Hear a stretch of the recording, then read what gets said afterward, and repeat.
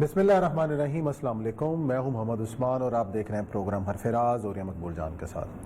ناظرین، آج وزیر اعظم پاکستان جناب عمران خان صاحب نے قومی اسمبلی میں اپنا پالیسی خطاب کیا، جہاں انہوں نے اکانومی کی بات کی، وہاں کرونا کے حوالے سے کیے گئے اقدامات کا بھی تذکرہ کیا، پھر لاک ڈاؤن کے حوالے سے کئی وضاحتیں کیں اور انہوں نے اعلان کیا کہ اس معاملے پہ کوئی کنفیوژن نہیں ہے۔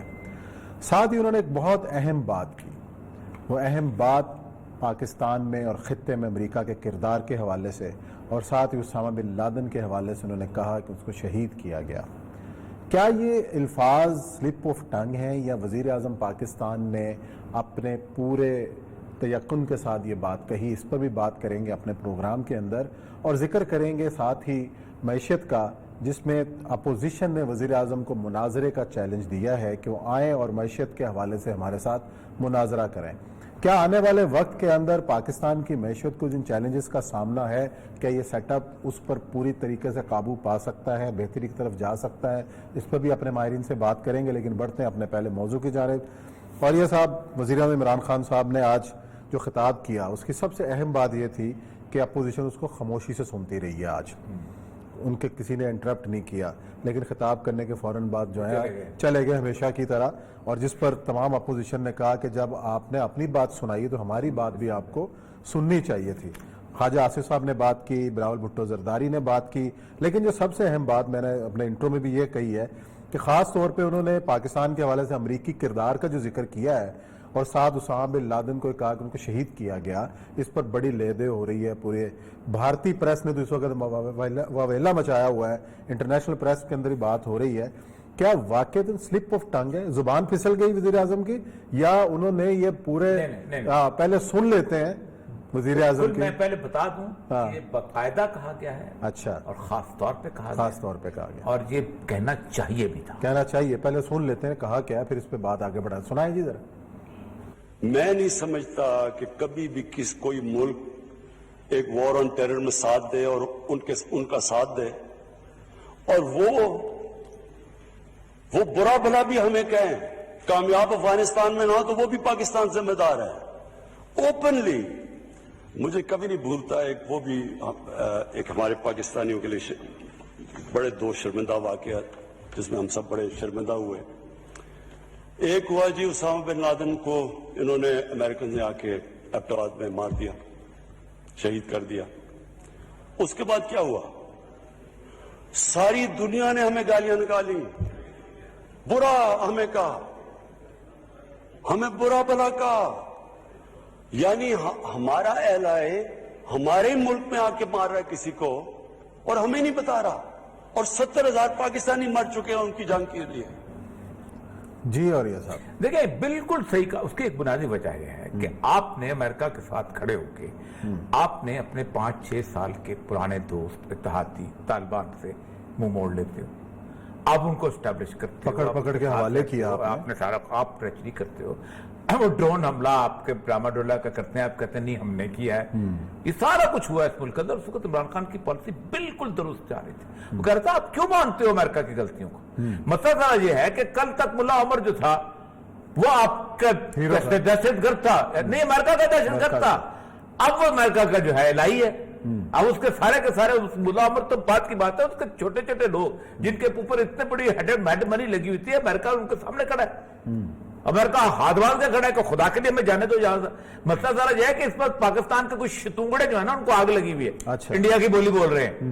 انڈیا کیوں نہیں بولے گا اسامہ بن لادن کے مسئلے میں؟ اس لیے کہ انڈیا کو تو کان سے پکڑ کے پاکستان کی پالیسی نے افغانستان سے باہر نکالا ہے۔ 19 سال کی انڈیا کی $3 بلین کی انویسٹمنٹ ضائع ہوئی ہے، غارت ہو گئی ہے۔ امریکہ جو ہے، امریکہ ابھی تک سٹیٹمنٹ آ جانا تھا امریکن اس سے، اگر کوئی مسئلہ شہید کے اوپر امریکہ کو پتا ہے کہ ہمیں چھیڑنے کے لیے شہید کہا گیا ہے، اور کہنا بھی چاہیے۔ اس کی وجہ یہ ہے کہ آپ ایک ٹریچری بتا رہے ہو ایک ملک کی، ایک ملک کا دھوکہ بتا رہے ہو۔ آپ جب یہ کر رہے ہو کہ آپ اس ملک کے اندر آپ بیٹھے، آپ کی اٹانومی ہے، سب کچھ بھی ہے، آپ ان کے ساتھ مل کے آپ کام کر سکتے، لیکن نہیں کیا آپ نے ایک بندے کو خریدا، اس بندے کو پیسے دیے، اس بندے کو پیسے دے کے پوری پولیو کو مہم چلوائی اور اس بندے کے تھرو اس کی طرف پہنچنے کی کوشش کی۔ اور پھر ہمارے ہاں تو یہاں سے ایسے بھی لوگ تھے جو کہتے ہیں کہ ہم نے وہ جو سم کی لیڈ ہم نے دی تھی، اور آپ اندازہ کریں کہ اس وقت کی لیڈرشپ کا حال یہ تھا کہ جس وقت اسامہ بن لادن کو شہید کیا گیا ہے اس کے اگلے دن اس کا اسد زرداری کا مضمون آیا تھا نیو یارک ٹائم نے، ایک دن کے بعد کیسے لکھ لیا اس نے؟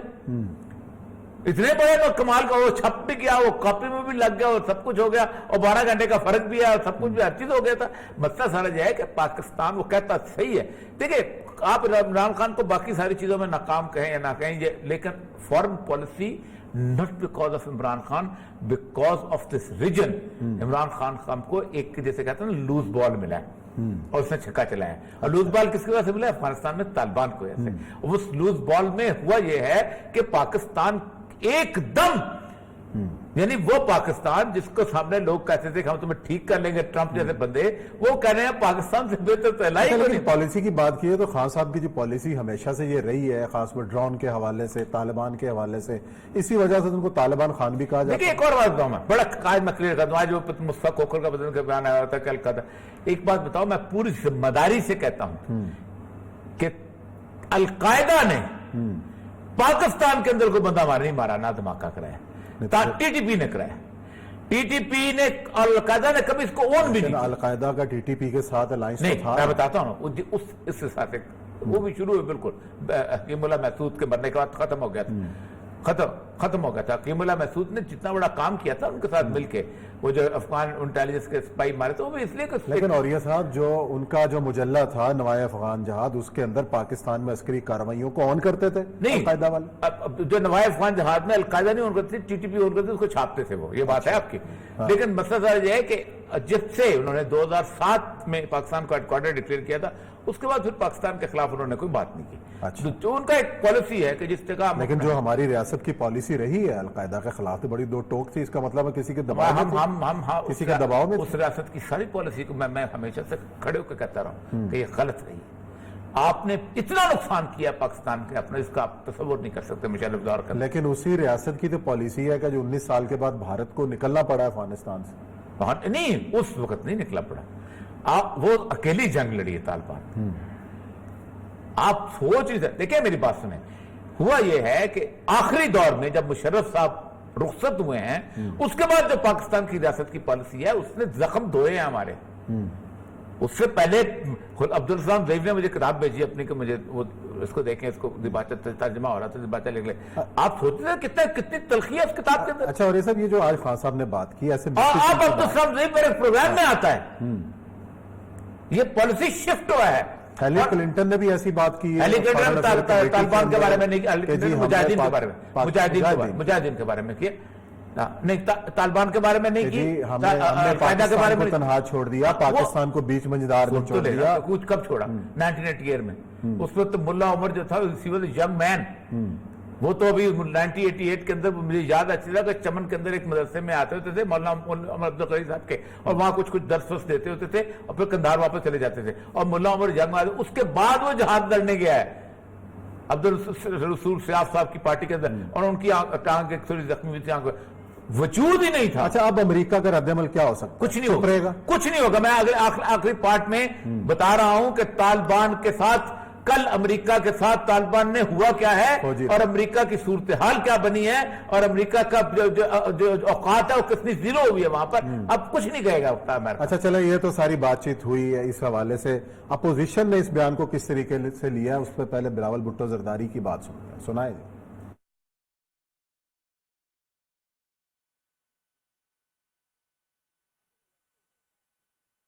میرا خیال ہے کہ کچھ آڈیو کی پرابلم ہے، خواجہ آصف صاحب کی بات سنا دیں، انہوں نے بھی کوئی اس پہ بات کی ہے۔ چلیں، بلاول بھٹو کی آواز نہیں آ رہی، لیکن بات تو دنیا کو پتا انہوں نے کیا کی ہے۔ خواجہ آصف نے کیا کہا، یہ سنایا ذرا۔ جس طرح بلاول بھٹو زرداری صاحب نے کہا ہے، ہمارے ساتھ یہ کسی ٹی وی کے اوپر، کسی چینل کے اوپر جو ہے یہ مناظرہ کر لیں، ہمیں ان کے مونولوگ کی ضرورت نہیں ہے۔ یہاں پہ اگر تقریر کرتے ہیں تو جواب لیں، اتنی جرت پیدا کریں۔ یہ فرمائشی تقریر تھی اور اس کی زبان بھی فرمائشی تھی۔ جی مناظرے کا چیلنج ہے وہ تو، اور بھی بہت سارے امور پہ، خاص طور پہ معیشت کے حوالے سے بات کی ہے، معیشت کے حوالے میں بات بھی کریں گے. بن لادن کے بارے میں. اسامہ بن لادن کے حوالے سے انہوں نے کہا کہ ہماری تو پالیسی رہی ہے دہشت گرد تنظیم ہے، آپ کس طریقے سے شہید کہہ رہے ہیں؟ اس کا مطلب یہ ہے کہ نون لیگ اور مشرف ایک ہیں دونوں سارے اس معاملے کے اندر. ہم تو ایک نہیں تھے، کبھی بھی نہیں ایک. نہیں آپ مشرف تو نہیں ہے نا.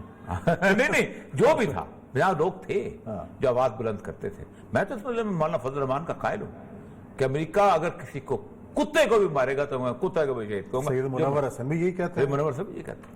یہ کون سی بات ہوگی؟ امریکہ کے ہاتھ سے مرا ہے، ختم ڈیٹ سوال. امریکہ کے ہاتھ سے مرنے والے اگر ویتنامی شہید ہو سکتے ہیں، امریکہ کے ہاتھ سے مرنے والے اگر انگولا کے لوگ شہید ہو سکتے ہیں، امریکہ کے ہاتھ سے مرنے والے اگر کیوبا کے لوگ شہید ہو سکتے ہیں، تو امریکہ کے ہاتھ سے مرنے والے اسامہ بن لادن بھی شہید ہو سکتے ہیں. یہ کون سی بات ہے؟ چلے جی، بڑی دلچسپ بحث جو ہے وہ شروع ہو گئی ہے. آپ دیکھتے ہیں کس رخ پہ بیٹھتی ہے اور امریکہ کا رد عمل ناظرین اس پہ کیا ہوتا ہے. خاموش رہتا ہے یا کوئی بیان جاری کرتا ہے؟ لیکن جو بات تھی وہ خان صاحب نے قومی اسمبلی کے فلور پہ کر دی.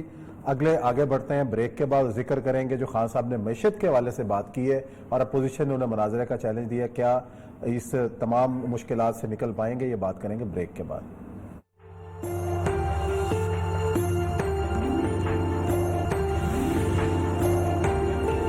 معیشت کے حوالے سے انہوں نے جو کہا کہ ان کو ورثے میں ایسی اکانومی ملی جس کے بعد صورتحال آپ کے سامنے ہے، کیا واقعی وزیر اعظم کا یہ دعویٰ درست ہے؟ کیا واقعی جو اپوزیشن نے مناظرے کا چیلنج دیا ہے سوال ہے وزیر اعظم کو وہ ٹھیک ہے؟ اس پہ ہمارے معاشی تجزیہ کار ہیں، سینئر تجزیہ کار ہیں ڈاکٹر شاہد حسن صدیقی صاحب، ان سے پوچھتے ہیں کہ وزیر اعظم صاحب کا یہ دعویٰ کہ ان کو معیشت اس طریقے سے ملی کیا واقعی درست ہے؟ السلام علیکم صدیقی صاحب. جناب وعلیکم السلام. جی صدیقی صاحب، وزیر اعظم کا آپ نے خطاب سنا اور جو پوائنٹ آپ نے سنے کہ جی جس طریقے سے ان کو اکانومی ملی اور وہ تباہی سے دوچار تھی، اور پہلے کے نمبرز اور آپ کے نمبرز جو ہیں وہ آپ کے سامنے ہی، آپ کیا کہیں گے اس دعوے کے اوپر؟ میں تو صرف یہ کہوں گا کہ اب مجھے خوف آنے لگا ہے کہ ہمارے حکمران چاہتے کیا ہے. اب میں جو کچھ چند منٹ بات کروں گا، ذمہ داری میری ہے کہ وہ اسٹیٹ بینک کی رپورٹ سے ہوگا جو ان کے زمانے میں شائع ہوئی ہے، پرانی نہیں، یعنی جو 2020 میں، اور جو وزارت خزانہ کی جو رپورٹ 2020 میں شائع ہوئی ہے میں اس سے بات کروں گا، اس سے باہر نہیں جاؤں گا. وہ یہ کہتے ہیں کہ جب موجودہ حکومت آئی تو 2000 اس وقت جو شرح نمو تھی وہ 5.5% تھی، اور اس سے ایک سال پہلے تھی 5.2%. اب جب پی ٹی آئی کی حکومت آئی تو پہلے سال میں اب وہ شرح نمو گر کے ہو گئی 1.9%، جو مشرقی پاکستان کی علیحدگی کے بعد 48 برسوں میں تیسری بدترین کارکردگی ہے. یہ اعداد و شمار میں نے بتا دیا، اسٹیٹ بینک کے اعداد و شمار ہے. جی جناب میں آپ کو بتا دوں 2016 2017 2018 یہ 3 سال جو تھے پچھلی حکومت کے، میں نے اکنامک سروے دیکھا ہے اور اسٹیٹ بینک کی رپورٹ دیکھی. وہ یہ کہتے ہیں کہ جو ان کا افراط زر تھا تینوں سال وہ 4% سے کم تھا. تو مہنگائی سے ملی تو ان کے دور میں 14.2 پر آ گیا. دو چیز. تیسری بات یہ میں آپ کو بتاؤں جو مجھے پریشانی ہے، تھوڑا سا میں بتاؤں کیونکہ مجھے، میں نے جیسے کہا خوف آنے لگا ہے، اس کی کوئی وجہ ہے جو کہہ رہا ہوں. دیکھیے میں بجٹ تقریر سن رہا تھا، بجٹ تقریر میں انہوں نے یہ کہا، اب دیکھیے بجٹ تقریر امپورٹنٹ ڈاکومنٹ ہے تو پڑھ رہے تھے، وہ کوئی تقریر نہیں کر رہے تھے، پڑھ کے سنا رہے تھے، اور جو چھپی ہے اخباروں میں اس کے مطابق اس میں بجٹ تقریر میں یہ لکھا ہے کہ 2019 میں جو اس حکومت کا پہلا سال تھا شرح نمو 3.3% رہ گئی. ارے سارے پاکستان کو پتا ہے، پلاننگ کمیشن کہہ چکا ہے کہ 1.9% تھی. تو آپ جب بجٹ تقریر لکھی بھی لا رہے ہیں اس میں لکھا ہے تو جو ہمارے صاحب تقریر کر رہے تھے ان کو ذرا کوئی پریشانی نہیں ہوئی کہ یار پلاننگ کمیشن ساری دنیا 1.9 کہہ رہی ہے، میں 3.3 کہہ رہا ہوں. اگلا جملہ انہوں نے کہا کہ جناب اس کی وجہ سے ہمیں ہماری معیشت کو کورونا کی وجہ سے 3,300 ارب کا نقصان ہو گیا. کیوں؟ کیونکہ وہ 3.3 سے -0.4 آ گئی. تو جناب وہ تھی 3.3 وہ 1.9 تھی. تیسری بات یہ ہے دیوالیہ دیوالیہ دیوالیہ آپ کہہ کے مجھے شرم آنے لگی ہے. جب ہم غیر ملکی جو ماہرین ہمارے دوست ہیں جن کے ساتھ ہم یورپ میں کام کرتے تھے تو وہ یہ کہتے ہیں کہ یار آپ کیا بات کر رہے ہو. میں آپ کو فیگرز اسٹیٹ بینک کے دے رہا ہوں. جس دن عمران خان صاحب نے حلف اٹھایا اس دن اسٹیٹ بینک کے ذخائر تھے 10.24 ارب ڈالر. 10.24 ارب ڈالر. 19 جون کو 2020 کو 22 مہینے گزر چکے ہیں. اسٹیٹ بینک کی آج کی آپ رپورٹ پڑھ لیں، وہ کہتے ہیں جی یہ 10 ارب ڈالر سے نیچے ہیں. تو بھائی 22 مہینے کے بعد ریزروز آپ کے گر گئے, 14 ارب ڈالر کے بیرونی قرضے بڑھ گئے, اس وقت دیوالیہ تھا. آج آپ نے اقتصادی معجزہ دکھا دیا. مجھے خدا کے خوف سے ڈرے, دنیا کیا کہے گی, ہم پاکستانی کیا کہیں گے. ہمارے لوگ بھی تو پڑھے لکھے ہیں, دیکھتے ہیں, ہمارا میڈیا بھی چوکس ہے. تو یہ باتیں تو ان کی اپنی کتابوں میں لکھی ہیں. یہ کرنٹ اماؤنٹ ڈیفیسٹ کا جو رونا رویا جاتا ہے, کہا جاتا ہے, یا بخار برکات جاتا ہے, اس میں ایک مغالطہ یہ بھی ہے کہ آپ نے کچھ چیزیں منگانی ہی بند کر دی, کچھ بھیجنی بند کر دی, آپ کا ڈیفیسٹ تو کم ہونا ہی تھا.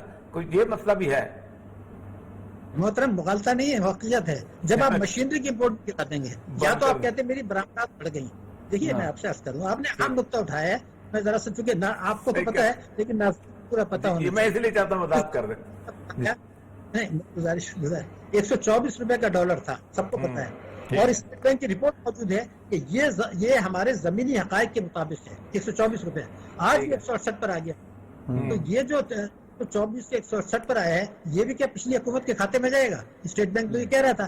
تو آپ نے روپے کی قدر گرائی, آپ نے برآمد کنندگان کو دہاشا مراد دی, اور آپ کی برآمدات گر گئیں. اور اس کے بعد آپ نے کو کم کیا, اور مشینری کو بھی کم کیا, جس کے نتیجے میں شرح نمو جو 5.5 اور 5.2 تھی 1.9 پر آ گئی. اور آپ کے ساتھ اگر آگے چلیں, میں ایک فگر دینا چاہتا ہوں, آپ اگر اجازت دیں. 2008 پاکستان میں تباہی بربادی تھی, کوئی آدمی پاکستان میں بھروسہ کرنے کے لیے تیار نہیں تھا. اسٹیٹ بینک یہ کہتا ہے ڈالر کی بیرونی سرمایہ کاری آئی, 5 ارب ڈالر کی بیرونی سرمایہ کاری ایک سال میں آئی. یہ اسٹیٹ بینک سے کہہ رہا ہوں, میری کوئی اس میں ذمہ داری نہیں ہے اگر غلط ہے. اس حکومت کے 23 مہینوں میں مجموعی طور پر وہ 12 مہینے کے 5 ارب ڈالر تھے, ان کے 22 مہینے میں 1.8 ارب ڈالر آئے, یعنی 1 ارب ڈالر سالانہ کی سرمایہ کاری آئی. پوری دنیا پاکستان میں سرمایہ کاری کے لیے بےتاب ہے. اس وقت جو تھی جب وہ پریشان تھے تب 5 ارب کی آئی تھی, تو ابھی 1 ارب کی آ گئی. تو کس پر آتا اعتماد کا اظہار ہے, یہ مجھے سوچنا ہے, تو سوچنا ہے.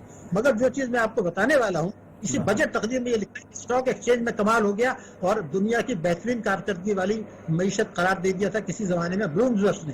میں آپ کو ایک فگر دے رہا ہوں, جس دن عمران خان صاحب نے حلف اٹھایا تھا, آج کی فگر 2300 ارب روپیہ مارکیٹ کیپٹلائزیشن میں کم ہو چکا ہے, 2300 ارب روپیہ. اور ہم دنیا کو, اپنے لوگوں کو مزدور سنا رہے ہیں کہ بہترین دنیا کی کارکردگی ہے. تو خدا کے غضب سے ذرا ڈر لیں. مگر میں ایک اور فگر دینا چاہتا ہوں. آج دیکھیے, آج اسٹیٹ بینک نے شرح سود گرائی. کس تیز رفتاری سے اسٹیٹ بینک نے سرکولر ایشو بھی کر دیا, چلا گیا کہ جو بچت کھاتے دار ہیں بینکوں میں, 2 کروڑ بچت کھاتے دار, 2 کروڑ 7,000 ارب روپے سے زیادہ ان کا بینکوں میں پیسہ پڑا ہے نفع اور نقصان میں شرکت. فروری میں ان کو 11.25% منافع ملا تھا. آج اسٹیٹ بینک نے ابھی مانیٹری پالیسی آتی سرکولر ایشو کر دیا, اب ان کو ملے گا 5.5% سالانہ, یعنی 400 ارب روپے آپ نے ان سے واپس لے لیے, تباہ کر دیا. کیوں کیا آپ نے؟ اس لیے کہ آپ اپنا بجٹ ڈیفیسٹ کم کرنے کے لیے قرضوں پر اور طاقتور طبقوں کو برآمد دینا چاہتے تھے. لیکن میرا ایک طریقہ ہے کہ میں ہمیشہ جو کچھ بات کرنی ہوتی ہے یا الیکٹرانک میڈیا میں کرتا ہوں, پرنٹ میڈیا میں. ایک خط میں نے لکھا تھا 2005 میں ڈاکٹر اشرت کو کہ یہ آپ کی پالیسیاں غلط ہیں, تو انہوں نے بڑے طریقے سے سلیقے سے جواب دیا تھا کہ جی یہ ہم بھی سوچتے ہیں, آپ بھی سوچیں. یہ صاحب جو آئے, میں نے ان کو بتایا کہ جی آپ یہ جو کچھ حرکت کر رہے ہیں, یہ banking companies ordinance 26A4, banking companies ordinance 40A کی کھلا خلاف ورزی اسٹیٹ بینک اور منسٹری آف فائنانس کر رہا ہے. میں نے گورنر صاحب ابھی آ گئے ہیں IMF سے, میرے خیال سے بہت جونیئر پوزیشن میں تھے, میں نے ان کو پورا تفصیلی خط لکھ دیا, ساری جو عدالتوں کی آبزرویشنز تھیں, سپریم کورٹ کا جوڈیشل کمیشن, سارے ایکسٹینٹ دے دیے. اب انہوں نے جواب دینے کی زحمت نہیں کرتے, کم سے کم پہلے جو لوگ تھے ان کو یہ احساس تھا کہ جی مجھے اس ملک میں رہنا ہے. اب آپ 400 روپے ارب روپے لوگوں کو کھینچ رہے ہیں, تو ایک تو یہ انہوں نے حرکت کر لی. مگر مجھے جو دوسری پریشانی ہے وہ یہ ہے کہ آپ اس طرح سے دیکھیے کہ ٹیکس میں عمران خان صاحب کہتے تھے, ہم احترام کرتے ہیں ان کا بھی, ہمارے وزیر اعظم ہیں, کہ پچھلے حکومت کے دور میں لوگ ٹیکس نہیں دیتے تھے. کیوں نہیں دیتے تھے؟ انہیں حکومت پر اعتبار نہیں. ایک فگر آپ اجازت ہیں, 2018 میں جو ٹیکس وصولی تھی 200 ارب ٹیکس لینے کے بعد وہ 2019 میں گر گئی. تو اگر اس وقت اس لیے نہیں دیتے تھے ٹیکس, تو اب 2019 میں جو گری, آپ نے نیا ٹیکس لگایا تو ٹیکس GDP ریشو گر گئی.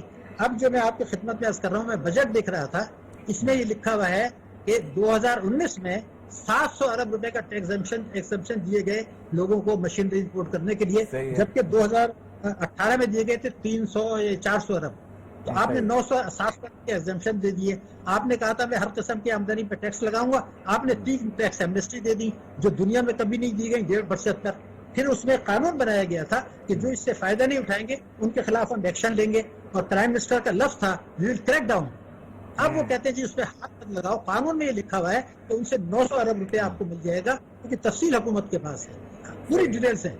शहजाद अफजल साहब को यही काम दे देना, बाकी तो कुछ कर नहीं रहे। ये दे अच्छा, दें कि सदीकी साहब, आज वज़ीर-ए-आज़म ने ये भी कहा कि मुझ पे ये कहा जाता है कि कोरोना के पीछे छुप रहा हूं, तो ऐसा मैं कोरोना के पीछे नहीं छुप रहा, कोरोना कोई बहाना नहीं है। लेकिन क्या कोरोना आने के बाद पाकिस्तान की मैशत, जैसे पूरी दुनिया की मैशत खराब हुई है, पाकिस्तान के ऊपर भी उसके असरात हैं, लेकिन वज़ीर-ए-आज़म ने ये कहा कि पिछला हमें विरसे से ये मिला है, तो कोरोना ने क्या तबाही मचाई है और क्या तबाही आगे मचाएगा, इस हवाले से भी थोड़ा सा बताइएगा।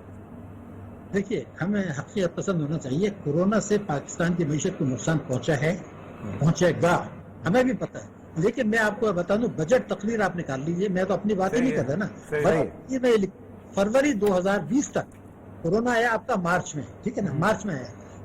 बजट तकरीर में जो पढ़ी है असेंबली में हमारे मोअज़्ज़िज़ मेंबरान के सामने डंके की चोट पे लिखा हुआ है उसमें कि फरवरी को हमारा अंदाजा ये था, फरवरी 2020 में, कि इस साल 700 अरब रुपए टैक्स में शॉर्टफॉल आएगी, और 2019 में गिर गई थी। तो मैं एक फिगर दे रहा हूँ, कोरोना से पहले जो टैक्सों की वसूली इस हुकूमत के दौर में हदफ से कम रही है, उसकी फिगर है 1400 अरब रुपया कोरोना से पहले हदफ से नीचे चला गया, जबकि इन्होंने कई टैक्स लगाए।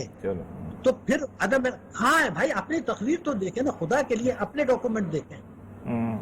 वो किसी ने खुद कहा था कि पाकिस्तान के मसाइल का हल इमरान खान साहब की साबका तकारीर में ही मौजूद है। नहीं, मेरे ख्याल से हल जब वज़ीर-ए-आज़म बनने से पहले करते रहे, वही मसाइल का हल था। एक चोर डाकू और एक कोरोना, इसमें वो पूरा अपना टैबलेट पूरा करेंगे। अच्छा, चोर डाकू और कोरोना। आखिरी एक सवाल आपसे पूछ लेते हैं हम।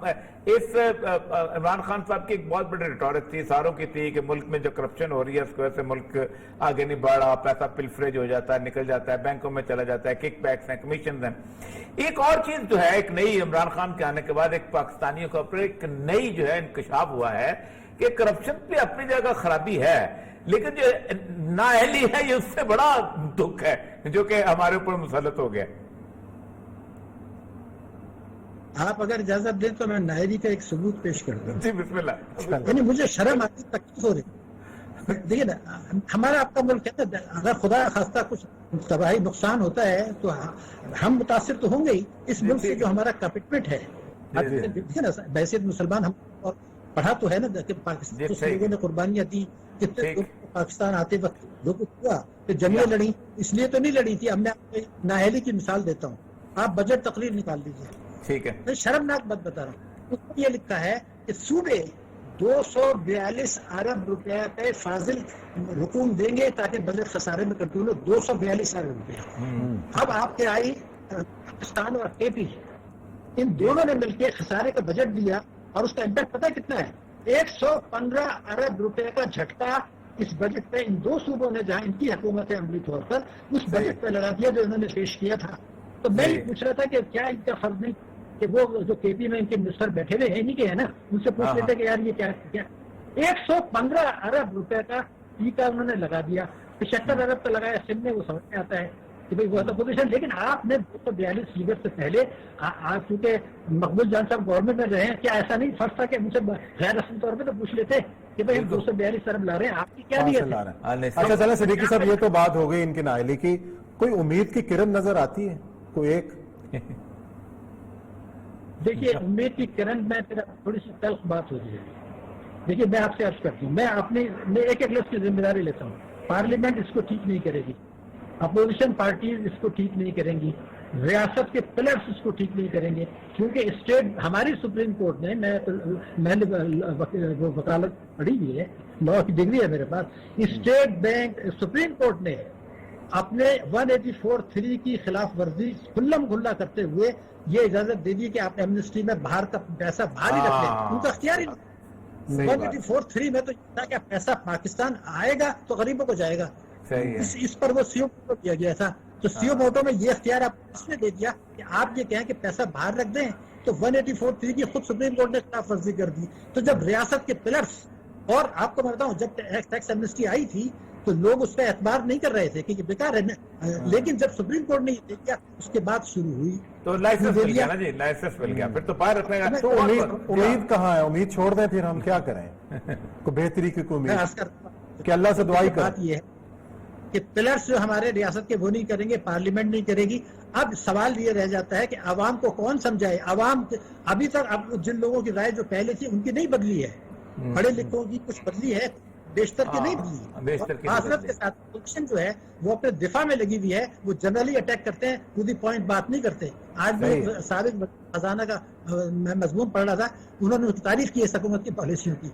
वो आखिरी वज़ीर, तो वो तो अपने आप को बचा रहे हैं. अब आपका ये फर्ज है, आइए अलसला, अगर आप मईशत पब्लिक में खड़े होना, ठीक है, ये बड़ा मसला है. हमारी जो इलेक्ट्रॉनिक मीडिया, प्रिंट मीडिया है, उसके रेडार पे मईशत नहीं है. जो कुछ अभी मैं सोच रहा था, मैंने किताब लिखी है दहशत गर्दी सियासत मईशत. पाकिस्तान के साथ फ्रॉड किया गया है, जिन लोगों ने फ्रॉड किया है फ्रेंड्स ऑफ पाकिस्तान में, वो आज हुकूमत में 450 सफ़े की वो किताब है, एक एक तफसील दी है कि दहशत गर्दी सियासत मईशत ये हुआ क्या था. ये डॉलर और का खेल था जिसमें हमारे तमाम लोग शामिल थे, और जो इसमें जिन्होंने अमरीकी मफादात का तहफ़्फ़ुज़ किया आज भी वो हुकूमत में है. तो गुजारिश ये है कि अब आपने क्या एजुकेट करने की जो जिम्मेदारी है, तो अगर आपकी रेडार पर इकोनॉमी है ही नहीं, बेशतर जो आखिरी 10 मिनट जो 1 घंटे का प्रोग्राम होता है उसमें करते हैं, और जब कोई बात करते हैं क्या समझ में आ गई, मैं कहता हूँ मैंने आपको नहीं समझा रहा हूँ, मैंने उन लोगों को समझाना है कि आगे सड़कों पर आना है. बदकिस्मती से इस जिम्मेदारी उलमा ने पूरी की, न जो है वो आपके शरीय अदालतों ने पूरी की, न आपकी इस्लामी नजरियाती कौंसिल ने पूरी की. सब अपने अपना डॉलर इख्तिदार के लग गए हैं. अल्लाह ताला रहम करे. बड़ा खौफ, बड़ी जिम्मेदारी है. अल्लाह ताला बेहतर करे, अल्लाह ताला इस मुल्क के लिए आसानियाँ पैदा करे और आवाम के अंदर खुशहाली आए. आपका बहुत शुक्रिया डॉक्टर शाहिद सिद्दीकी साहब, हमें तफसीलात से बता रहे थे. यहाँ लेते हैं ब्रेक, और ब्रेक के बाद आएंगे और जिक्र करेंगे अफगानिस्तान की सूरत हाल का, जहाँ बड़ी अहम डेवलपमेंट हुई.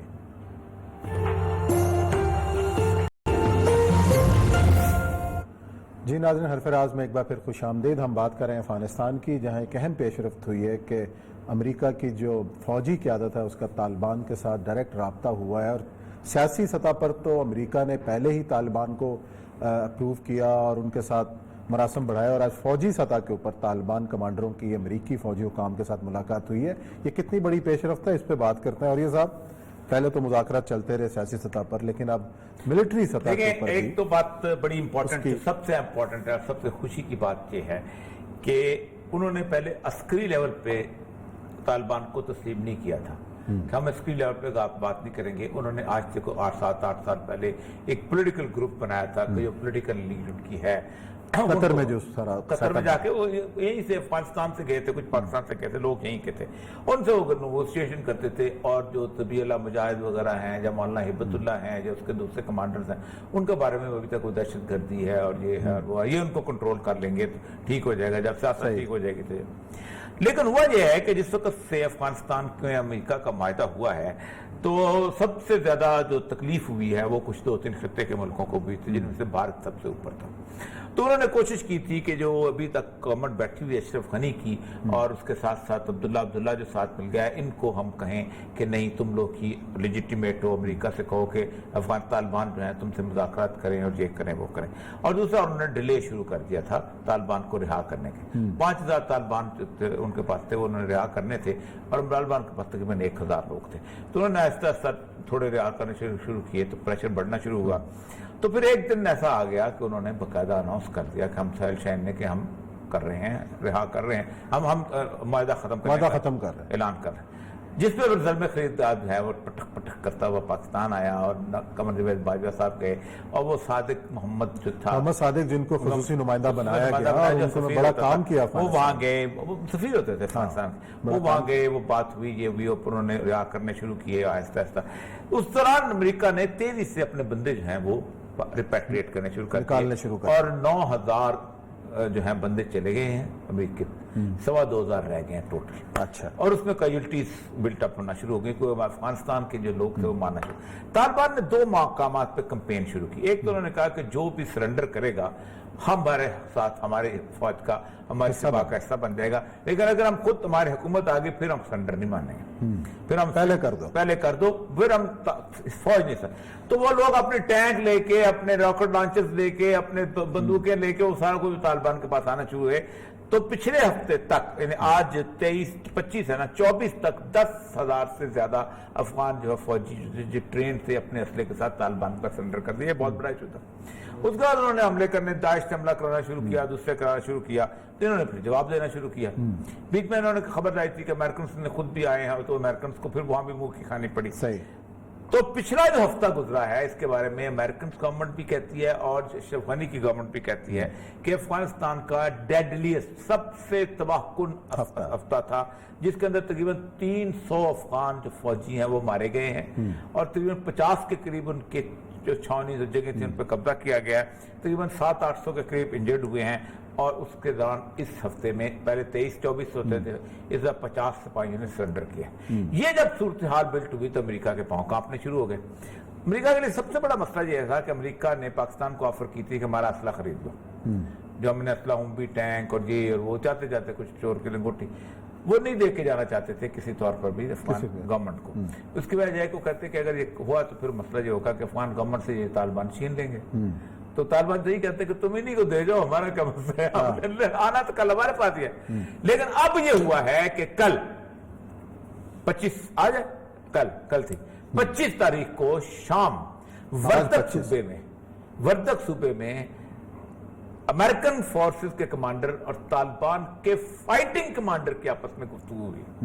3 चीजें तय हुई। एक तो उन्होंने कहा कि हम इंटेलिजेंस शेयरिंग करेंगे, अगर तुम पे कोई हमला करना चाहेगा हम तुम्हें बता देंगे, अगर उन्होंने अफगानिस्तान गवर्नमेंट तुम पे करने की तो हम बताएंगे, तुम हमारे पर और इधर से ग्रुप सेंटर ग्रुप दाइश वाइश हमला कर आप हमें बताओगे। और दूसरा उन्होंने ये कहा है कि हम जो चीज खाली करेंगे तुम ले लो, उसको हम आपके हैंड ओवर करने, कुंजियां जो है हम तालिबान को देके जाएंगे। तो इसका मतलब यह है कि now the transfer of power जो है वो बराह रास्त उन्होंने डायरेक्ट डीलिंग कर ली। और जो इससे घबरा के हुआ यह है कि अब्दुल्ला और अशरफ गनी आज दोपहर को मिले हैं। अच्छा। और उन्होंने कहा है कि हम जनाब आने को तैयार है, मुलाकात करो। तो सुना यह है कि अभी घंटा 1.5 घंटे पहले की बात है कि कतर के दफ्तर की सफाइयां शुरू हो गई हैं। अच्छा। कि तमाम कौमी डायलॉग्स जो है वो हो जाए और अच्छा। इससे पहले कि वो बराह रास्त मुंतकिल हो जाए और उसके बाद तालिबान जो हुकूमत अनाउंस कर दें। तो ये इस वक्त कतर की आपस की सफाइयां। उसके साथ एक और जो अहम तरीन चीज आई है ट्रंप की पर जिससे बहुत शोर मचा हुआ है, वो जॉन बोल्टन की किताब। जॉन बोल्टन की किताब का नाम है the room where it happened, वो कमरा जहां ये सब कुछ होता है, द व्हाइट हाउस में हमारे। अच्छा, उसने बड़ी मजेदार बातें की। उसने कहा ज़ल्मे खलीलजाद जो है ये बहुत 2 नंबर आदमी है। अच्छा। और ये हमें भी धोखा देखा था और तुमको भी धोखा था, ये प्रो इंडियन आदमी है, उसने वहां भी खराब किया। और दूसरा और ये हम तो, और दूसरी बात उसने जो आपको याद होगा हमने ये कहा था कि अमेरिका इस बात पे डर गए हैं कि ट्रंप आज रात को ऐलान न कर दे कि अपना फौजें वापस ले जाओ। ठीक। और आपको याद है इस प्रोग्राम में उन्होंने कहा था, उसने उस प्रोग्राम में उस किताब में कहा कि ट्रंप उस रात को ऐलान करने वाला था। अच्छा। जिससे तो सारे फिर आए हैं, जो रियांसी क्रोकर का हमने जिक्र किया था वो आ गया, दूसरे तीसरे तो ऐलान करे तो उस पर पेंटागन उन्होंने जाकर थरले किए। उसने कहा भाई यार वो भी तो हमारा इमरान खान है ना वहां का अमेरिका का। अच्छा। एकदम ऐलान करते तो करती है। तो उन्होंने वो उससे बचा। फिर उसने एक और मजेदार बात की है कि अमेरिका जो ट्रंप है ना, ये ISIS जो है ना, दाइश के खिलाफ बिल्कुल लड़ना नहीं चाहता था। वो कहता है दाइश के खिलाफ लड़ना जो है अमेरिका जो है ये बड़ी गलती होगी। अगर हम दाइश के खिलाफ लड़ेंगे तो ईरान मजबूत होगा। और तो कहता है ये कुर्द जो है 2 नंबर लोग हैं, बेसिकली कभी इराक के साथ लड़ते रहते हैं, तुर्की के साथ लड़ते रहते हैं, ईरान के साथ लड़ते रहते हैं, अजीबो गरीब क्या चीज है, तो कुर्द मजबूत होंगे। फिर उसने एक और जो उसने बात की, उसने कहा कि सीरिया के बारे में, बशार अल असद के बारे में वो उसने रूस की बातों में आ गया और वो करके, लेकिन वो वहां भी होल हार्टेडली चाहता था कि नहीं, बशार अल असद कहता है ये जंग चलती रहे और करता है। तो कहता था कि ट्रंप बुनियादी तौर पर अजीब इरेटिक किस्म का आदमी है और अफगानिस्तान हमें हर वक्त खतरा रहता था कि एक दिन जाके ये मुल्ला उमर के साथ हाथ मिलाएगा तो कहते this is your Afghanistan, take the oath. तो मुल्ला अब्दुल्ला जो भी होगा। तो इसका मतलब यह है कि अमेरिकन इतने डरे हुए थे। और उसने ये भी कहा है कि ट्रंप की कन्विक्शन थी और अमेरिकन गवर्नमेंट की भी कन्विक्शन थी कि अमेरिका ने वियतनाम की जंग में इतना नुकसान नहीं उठाया जितना तालिबान की इस जंग में उठाया नुकसान। اور اس کے بعد اس نے یہ بھی کہا کہ امریکہ نکلنے میں امریکہ کو مدد کی تھی، اور اب امریکہ جو ہے وہ روس سے مدد مانگ رہا ہے کہ ہمیں نکلنے دے، کیونکہ جاتے دفعہ نقصان، اب تو صرف 2000 رہ گئے ہیں۔ تو لگتا یہی ہے کہ کچھ زیادہ دیر کی بات نہیں ہے اب طالبان کی گورنمنٹ بننے کی۔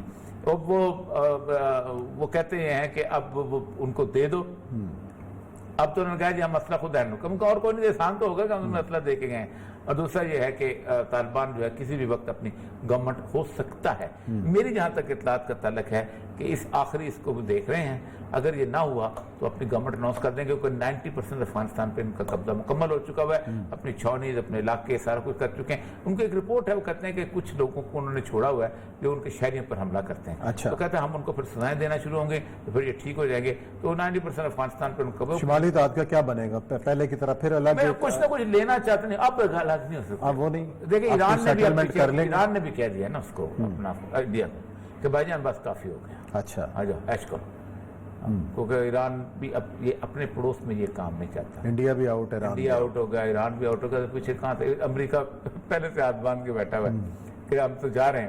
تو جس وقت سارا کچھ ہوگا، آپ دیکھیں ٹینک لے کے نا افغان فوجی سرنڈر کرتے رہے ہیں وہاں پر، اپنے ٹینک پہ بیٹھے ہیں، آئے ہیں، آگے ٹینک کی نالی نیچے چکائی ہے کہ میں سرنڈر اور نہ سرنڈر کر دیا۔ چلیں جی ناظرین، یہ پروگرام کا وقت ختم ہوتا ہے، انشاءاللہ پیر کو نئے موضوعات کے ساتھ آپ کی خدمت میں حاضر ہوں گے، تب تک اپنا بہت خیال رکھیے گا، اللہ حافظ۔